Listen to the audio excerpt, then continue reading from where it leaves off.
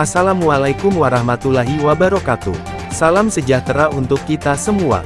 Pemirsa, kembali lagi bersama kami di Kabar Indramayu, menyajikan informasi terkini, akurat, dan terpercaya dari Kabupaten Indramayu dan sekitarnya. Hari ini, kami telah merangkum berbagai peristiwa penting, mulai dari perkembangan terbaru di bidang pemerintahan, kondisi cuaca dan nelayan, hingga kabar sosial dan peristiwa yang tengah menjadi perhatian masyarakat.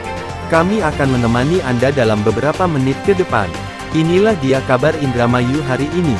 Selengkapnya hanya di Kabar Indramayu. Kabar Indramayu, sorotan terhadap maraknya dugaan peredaran obat-obatan keras golongan G di wilayah Kecamatan Anjatan, Kabupaten Indramayu, terus bergulir.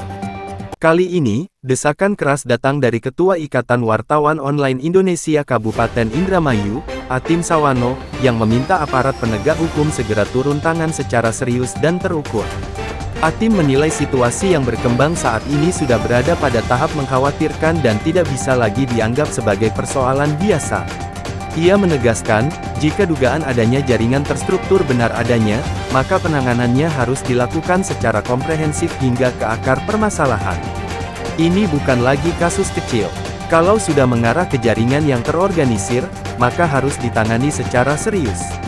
Kami mendesak Polda Jawa Barat segera bertindak dan tidak menunggu situasi semakin parah, tegas Atim dalam keterangannya, Sabtu.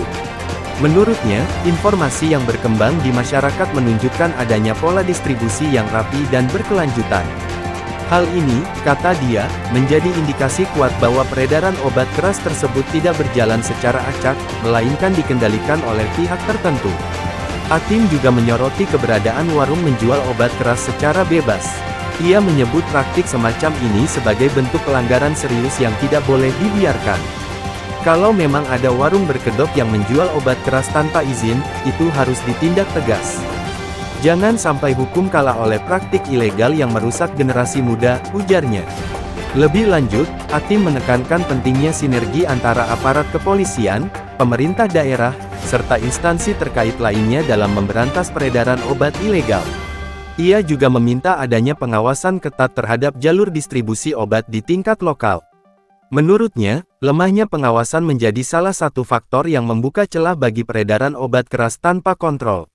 Oleh karena itu, evaluasi menyeluruh terhadap sistem distribusi dan pengawasan dinilai sangat mendesak. Aturan sudah jelas, tinggal bagaimana implementasinya di lapangan. Jangan sampai ada pembiaran yang justru memperparah keadaan, katanya.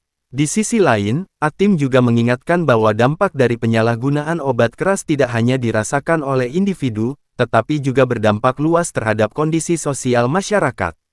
Ia menilai generasi muda menjadi kelompok paling rentan terhadap bahaya tersebut. Ini soal masa depan anak-anak kita. Kalau tidak segera dihentikan,